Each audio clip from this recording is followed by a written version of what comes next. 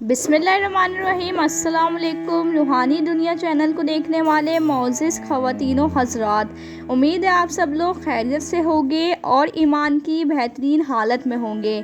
اللہ کے پیغمبر حضرت ابراہیم علیہ السلام کے بیٹے حضرت اسماعیل علیہ السلام کو طلاق کا مشورہ کیوں دیا جبکہ اللہ نے طلاق کو ناپسند قرار دیا ہے؟ پھر اللہ کے نبی نے اپنے بیٹے کو طلاق دینے کا حکم کیوں دیا اور اس میں کیا مصلحت تھی اور وہ واقعہ کیا ہوا تھا؟ یہی آج کی ہماری ویڈیو کا موضوع ہے۔ اگر آپ نے میرے چینل کو سبسکرائب نہیں کیا ہے تو ایسی اسلامی واقعات کو قرآن و حدیث کی روشنی میں جاننے کے لیے میرے چینل کو سبسکرائب کر کے بیل آئیکن کو پریس کر دے۔ حضرت ابراہیم علیہ السلام اپنے بیٹے حضرت اسماعیل علیہ السلام اور ان کی والدہ کو مکہ میں چھوڑ کر چلے گئے جب خانہ کعبہ کی تعمیر ہو رہی تھی۔ اس وقت وہ ایسی وادی تھی جہاں سبزہ کا نام و نشان نہیں تھا۔ حضرت اسماعیل علیہ السلام جب جوان ہوئے تو آپ کا نکاح قبیلہ بنو جنم کی ایک لڑکی سے ہوا۔ حضرت اسماعیل علیہ السلام شکار کرنے جاتے تھے اور جو کچھ ملتا اسی سے گزر بسر ہوتا۔ شکار اگر نہیں مل جاتا تو کچھ بھی نہیں ہوتا اور اگر مل جاتا تو جو بھی شکار سے لے کر آتے وہی کھانا کھا کر سو جاتے۔ ایک مرتبہ آپ شکار پر گئے ہوئے تھے کہ پیچھے سے آپ کے والد حضرت ابراہیم علیہ السلام گھر تشریف لائے اور بہو سے پوچھا کہ کیا حال ہے؟ بہو نے کہا بس زندگی گزر رہی ہے، کبھی شکار ملتا ہے اور کبھی نہیں ملتا، بہت تنگی کا وقت گزر رہا ہے، بس گزارا ہو رہا ہے۔ ناظرین، اس نے ناشکری کے اس طرح الفاظ کہے۔ حضرت ابراہیم علیہ السلام نے کچھ دیر انتظار کیا، پھر فرمایا اچھا مجھے واپس جانا ہے، جب تمہارا شوہر آ جائے تو اسے میرا سلام کہنا اور کہنا کہ تمہاری گھر کی چوکھٹ اچھی نہیں ہے، اسے تبدیل کر لو۔ یہ کہہ کر آپ چلے گئے۔ وہ عورت حضرت ابراہیم علیہ السلام کی بات نہ سمجھ سکی، لہٰذا جب اسماعیل علیہ السلام گھر واپس آئے تو ان کی بیوی نے ان کا پورا پیغام سنا دیا کہ تمہاری گھر کی چوکھٹ اچھی نہیں ہے، لہٰذا اسے بدل دینا۔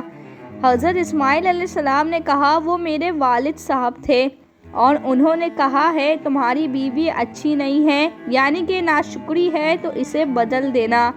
ناظرین، حضرت اسماعیل علیہ السلام نے اپنی بیوی کو پھر طلاق دے کر اسے فارغ کر دیا۔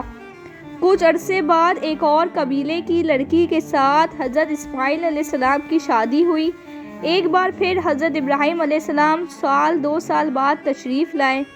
اس وقت بھی آپ کے بیٹے حضرت اسماعیل علیہ السلام گھر پر موجود نہیں تھے۔ آپ نے بہو سے پوچھا کہ بتاؤ کیا حال ہے؟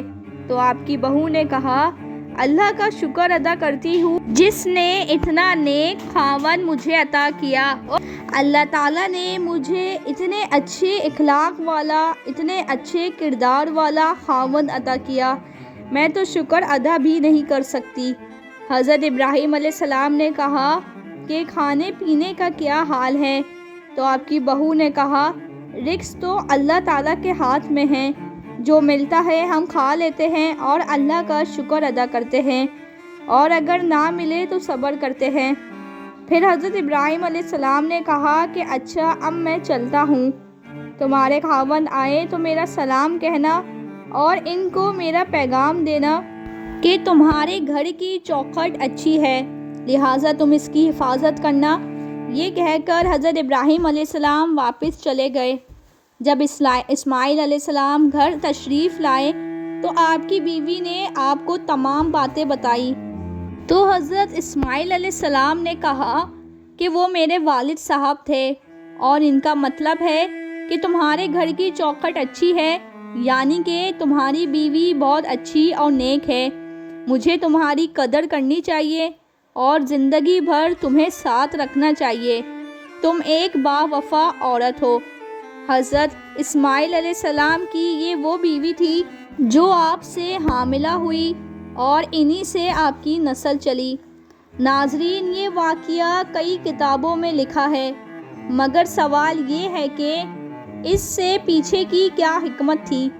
کیونکہ اللہ تعالیٰ کو طلاق سخت ناپسند ہے، لیکن پھر بھی اللہ کے پیغمبر حضرت ابراہیم علیہ السلام نے اپنے بیٹے کو گھر کی چوکھٹ تبدیل کرنے کا حکم کیوں دیا؟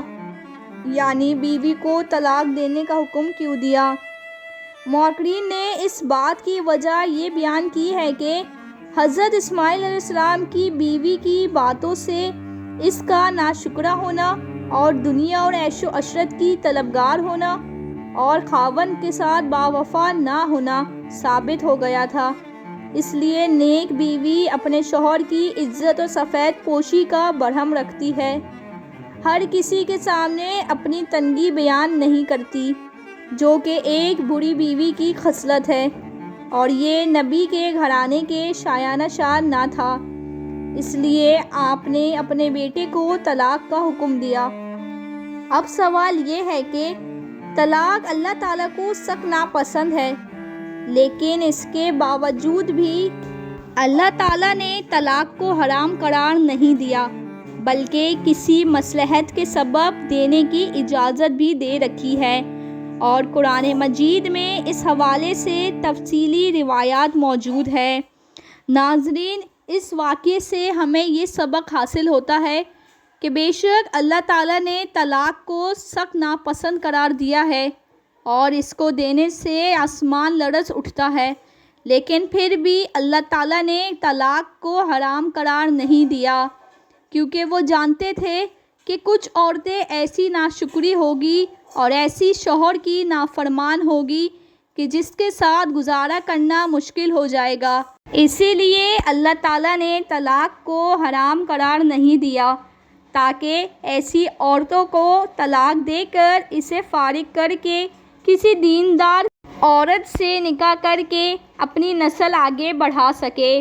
مجھے امید ہے آپ کو میری آج کی ویڈیو کا مقصد سمجھ آ گیا ہوگا کہ ناشکری اور نافرمان بیوی کو صرف اللہ تعالیٰ نے ہی نہ بلکہ اللہ تعالیٰ کے تمام انبیاء کرام نے بھی سخت ناپسند قرار دیا ہے، تو اسی لیے اللہ تعالیٰ نے طلاق جیسے الفاظ کو مرد کے لیے حرام قرار نہیں دیا۔ مجھے امید ہے آپ کو میری آج کی ویڈیو دیکھنا اور سننا اچھا لگا ہوگا۔ ویڈیو اچھی لگی ہو تو ویڈیو کو لائک کر کے شیئر کر دیجیے گا، اور ساتھ ہی میرے چینل کو سبسکرائب کر کے بیل آئیکن کو پریس کر دیجیے گا۔ مجھے دیجیے اجازت، ملتی ہوں آپ سے نیکسٹ ویڈیو میں۔ اپنا بہت زیادہ خیال رکھیے گا، چینل کے ساتھ جڑے رہیے گا۔ جب تک کے لیے اللہ حافظ۔